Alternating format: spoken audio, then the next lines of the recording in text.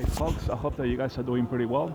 Yes, so today is Friday, the 27th of October, 2023, and yeah, here I'm in downtown Sydney doing a little bit of shopping and coming past here with some notes, folks, to give you something, especially with what's happening now in the end times.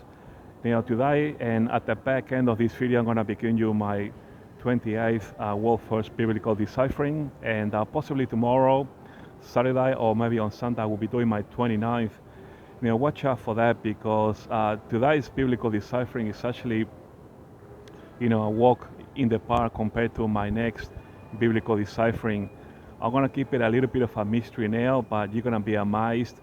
And it's actually a chapter in one of the major prophets, a complete chapter in which many Bible scholars have a very difficult time deciphering, primarily because in this chapter then it's very popular, very, very popular. There are 13 verses, if you like, but many get stuck because on some of them there's not enough information. But I've done a fair bit of research yesterday, and although there is not a lot of information in those verses, then throughout the Bible there are some hints, if you like. And so, I did a complete study, and so I'm going to be sharing these 29 world first biblical deciphering. Now, this is pretty much for Israel, okay? So it's to do with Daniel's 70th week, okay? In other words, the tribulation period, but it's also for the church as well. So I'm doing this video for everyone to learn from my next biblical deciphering. It's going to be pretty awesome, folks, and I'm pretty sure that you will never ever have heard, not even glimpses, of what I'm going to say tomorrow. With this chapter, if you like, going through all the verses, it's going to be amazing. You're going to learn a lot tomorrow.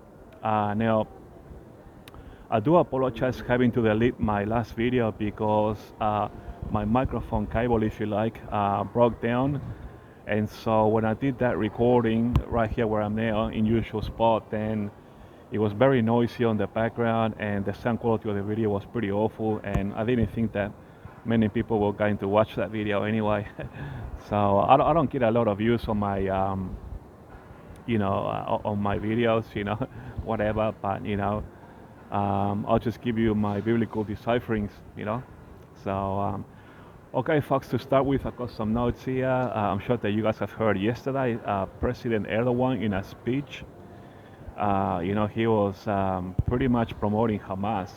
He said that Hamas have every right to defend themselves, just like the Mujahideen. Yeah, folks, with comments like this, you can really tell how, the nations of prophecy of this Ezekiel 38 coalition are lining up just nicely for Bible fulfillment.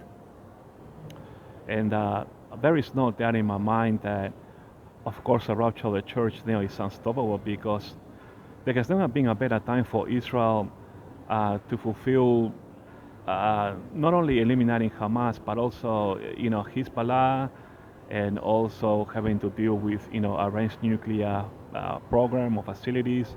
Of course, I'm talking about the alien Bible prophecy found in Jeremiah 49, and also Isaiah 17.1, because we know that Iran has been,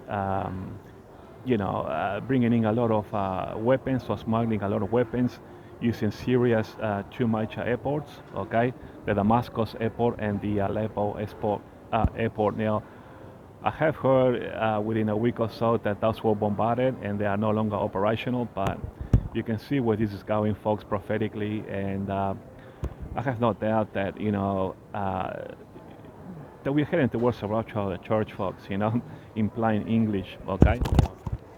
Let me go through some of the notes here, okay? Now, in Israel right now, there's a lot of talk of a preemptive strike,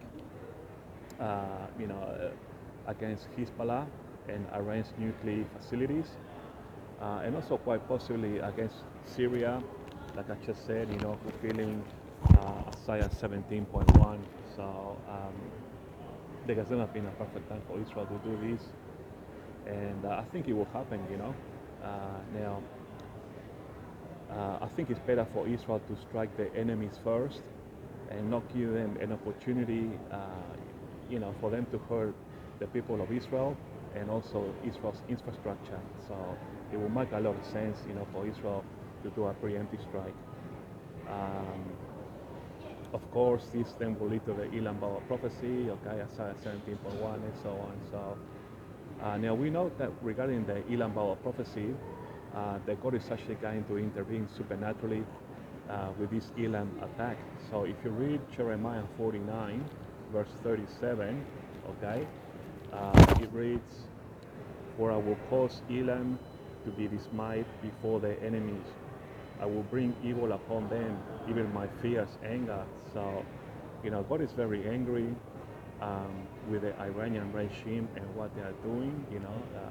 Of course, they want to annihilate Israel. So God is very angry with them. And God supernaturally, like it says here in Jeremiah 49:37, is going to intervene. And God is going to get his own people, of course, the Jewish people, the Israelites, to, hand them out a big time, audition out a big time punishment to kind of like wipe out all the nuclear facilities. So yeah, God is very angry, folks, and also He's going to intervene as well one more time for the Ezekiel 38 and 39 war. He's going to get a second time angry again with Iran. If they haven't learned the lesson, with this Elam Bauer prophecy, if that wasn't enough, folks, God has always had, a spiritual channel, if you like, with Israel, or a spiritual connection and communication, if you like. Since God made a covenant with Abraham, think of Genesis, folks, of course, with this covenant, and all the way to the end of the book of Revelation, God sent Moses, the prophets, Jesus, and the apostles, So, Israel always had, sources of spiritual communication with God.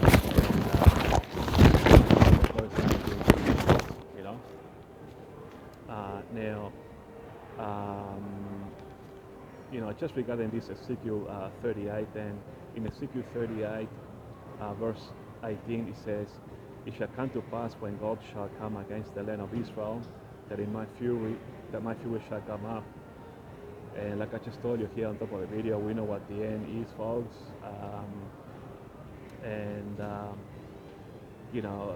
God is going to get very angry, folks, and He's going to glorify and magnify Himself with this victory.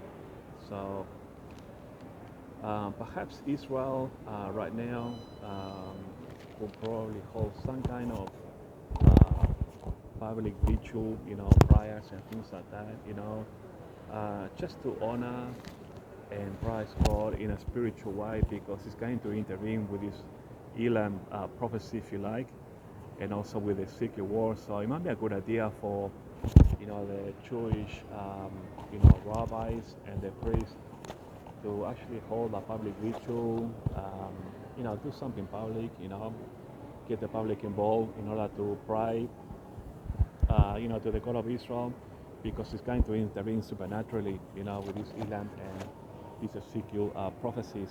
So, it'll be good if Israel could praise God, So, now, just, I guess it's kind of like similar to, the Feast of Yom Kippur, how in the Day of Atonement, that's the biggest, day and feast for the Jewish people, perhaps hold some kind of public prayer day, something similar to like a Yom Kippur, Day of Atonement, to praise God that He's going to defeat, the Iranians, twice, if you like, with the Elam in the Ezekiel prophecy. Now let me see what else I got here. Now, of course, folks, we are now in the cusp of the rapture of the church, like I said on top of the video. This is unstoppable, and nobody can stop our prophecies being fulfilled right now, not even God, because this will not going to happen, today is a day of salvation, folks, especially those that have not believed on Jesus just yet, believe in the gospel because time is running out. And basically, you got a decision to choose the world or Christ, So choose Christ because you want to go up the rapture. You don't want to stay here, facing the tribulation period, which is going to be awful. So this is why just to go out at the rapture. Now, we know that during the tribulation period, God is going to send a strong spirit of delusion that those that they believing on Jesus, right here in the church, might be damned. So, especially if you read 2 Thessalonians, verse 11 and 12. So yeah, it would be hard to live through the tribulation period. You can still get saved, but it's going to be tough, folks. And especially those that are trying to stay here, don't take the mark of the beast because, especially in the second half of the trip, because it's going to be, that's worshiping the devil, and Jesus quite clearly said that you're going to hell if you do take that mark of the beast. Now, I want to talk about Daniel 12:4. Okay, Daniel chapter 12, verse 4. How Jesus said to Daniel, "But you, O Daniel, shut out the book until the end times, and the knowledge will increase." Okay, now, if spiritually speaking, right? Jesus told Daniel to shut up the book until the end times. That means that, and this is my 28th biblical deciphering. This means then that that book at some point in time is going to be open. When is the book going to be open? Right now, because Jesus told Daniel, shut it up until the end times. So we are in the end times. So when did the end times kicked in? When Israel became a nation in 1948. So spiritually speaking, the book of Daniel was opened up in 1948. And you know how it says, knowledge will increase, where we are right now in the end times. Then I did a bit of research last night, and on the 12th of June in 1948, almost 1 month after Israel became a nation, then the first computer in the world came out with its first computer program. And the fact that, 1 month after Israel became a nation, we got the first computer running, the first ever computer program in the world, that kicked off, if you like, the information age where we are right now.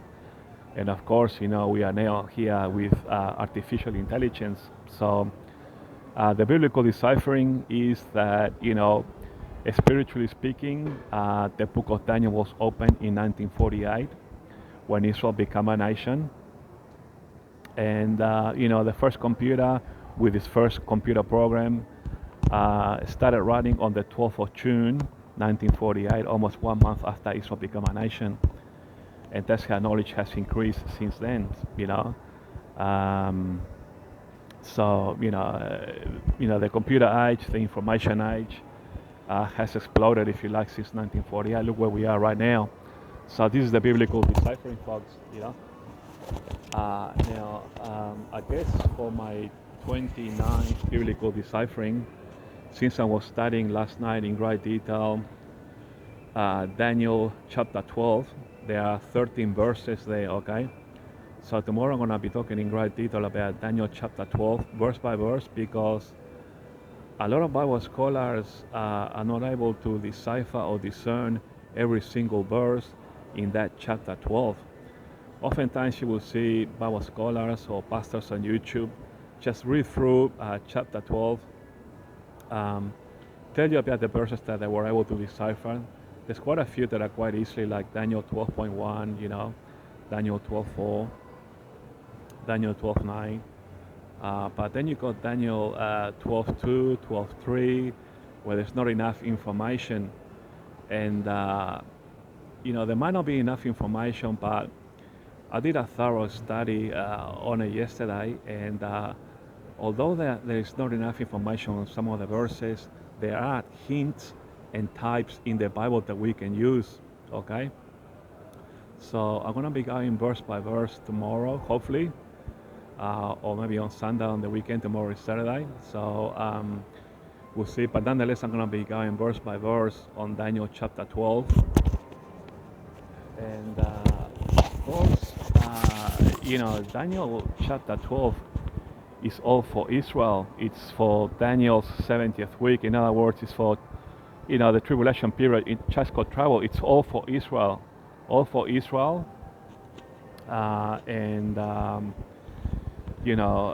Because the whole context is for Israel.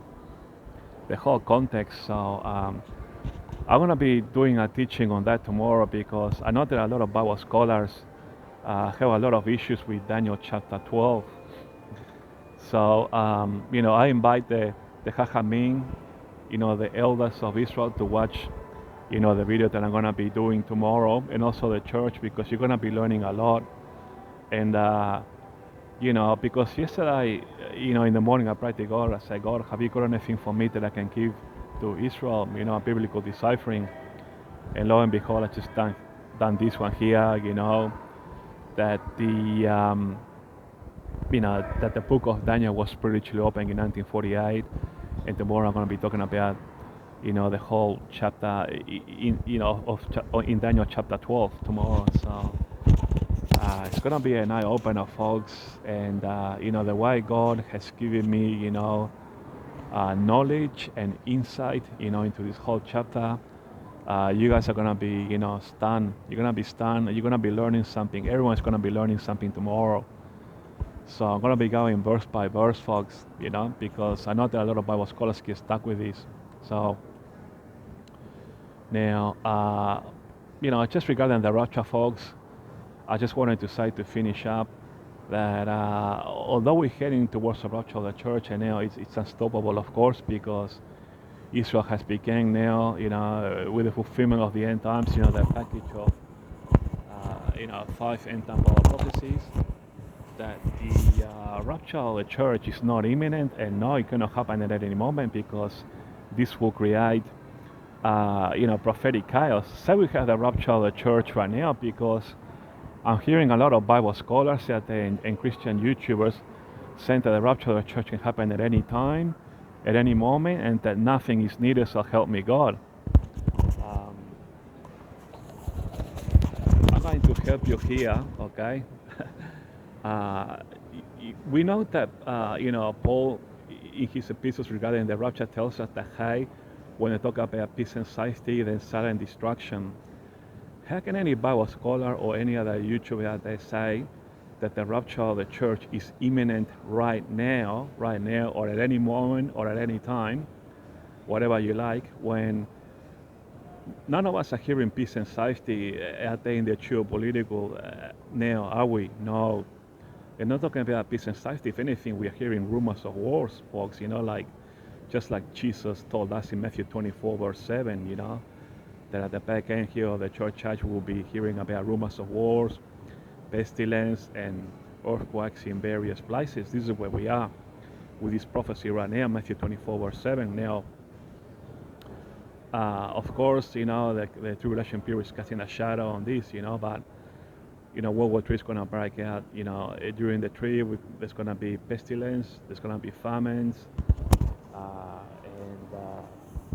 earthquakes in diverse places. But how can logically anybody say that the rapture of the church is imminent right now, when all we have is rumors of wars, and we got wars going on in Israel now, Russia and the Ukraine and so on, folks, and all this talk about China versus Taiwan and things like that. So the rapture of the church is not imminent. No, it cannot happen at any moment, because it's going to create chaos, and also because if we have the rapture now, right, immediately after the rapture there is no gap. The Bible doesn't teach a gap period. The Bible clearly teaches that after the rapture we are straight into the tribulation period.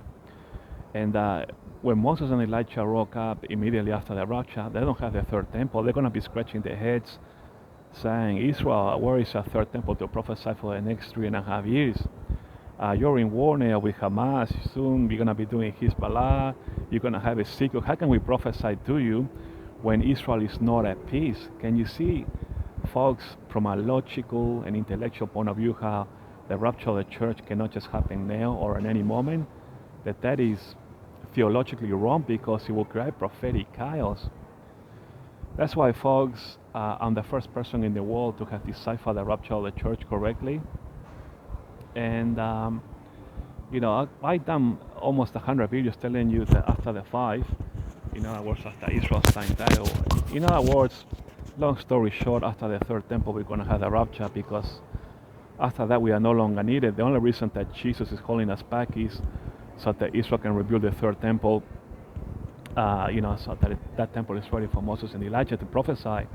That's the only reason we are here. The only one, because other than that, there's no need for us to be here. And the 5 I already told you time and time again, Isaiah 17.1, the Elam Bible prophecy, Jeremiah 49 if you like, the Ezekiel war, the signing of the covenant. How can we have the rapture of the church when Israel hasn't even signed the covenant? Don't forget that the Antichrist has to confirm the covenant so that we can have the rapture of the church. Are you hearing that they are talking about the signing of the covenant right now? No, so how can anybody say that the rapture of the church is imminent and that it can happen at any moment, folks? Please, folks, go back to your Bible and study the end time Bible prophecies. And of course, like I was just saying here, after the Ezekiel war, signing of the covenant, because Israel will need the permission that is needed from the Messiah in order to rebuild the third temple. And so, the Alaska and the Dome of the Rock will have to come down.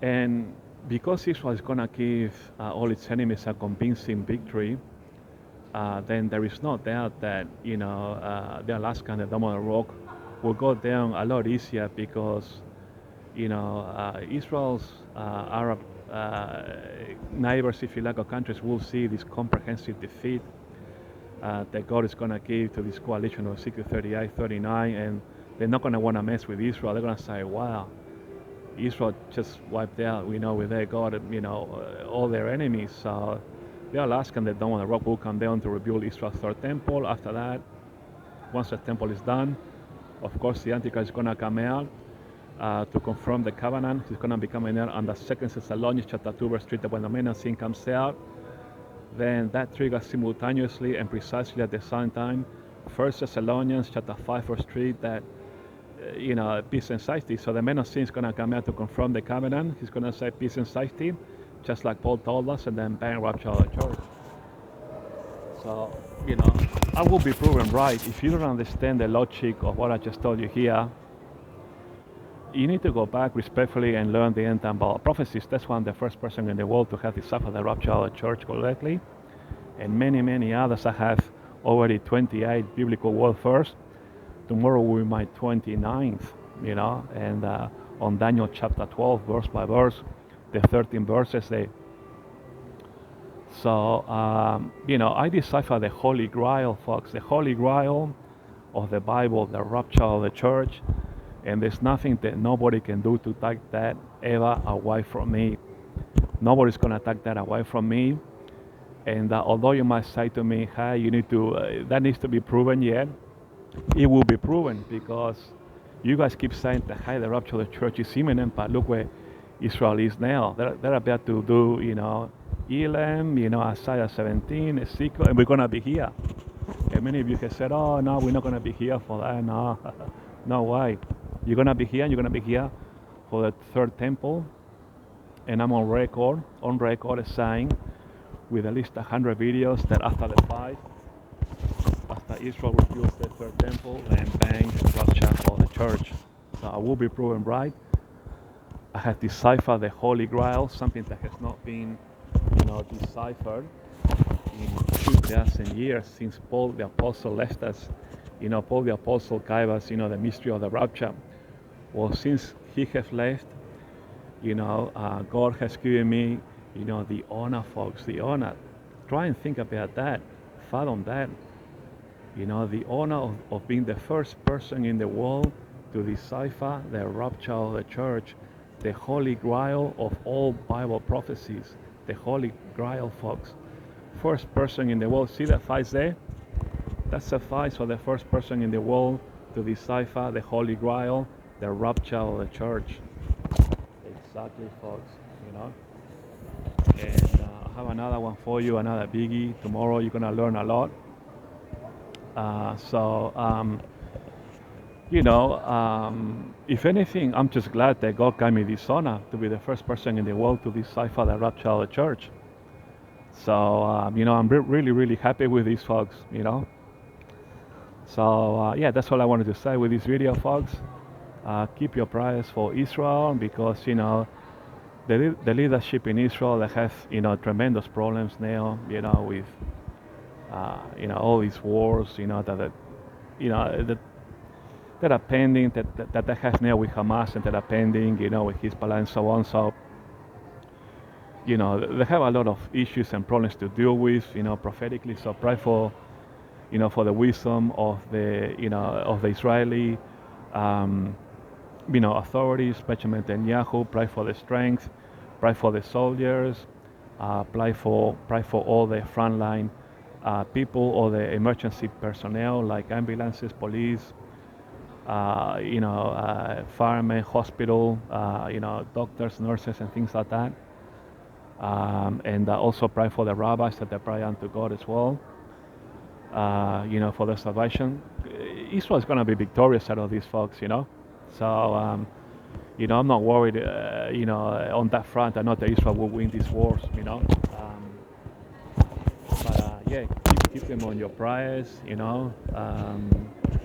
and just pray for Israel, pray for the peace of Jerusalem, like we are commanded to do, and hang in there, folks, because these end time Bible prophecies, yeah, they are pretty big, folks, they are big time, and it's kind of like a little bit shocking,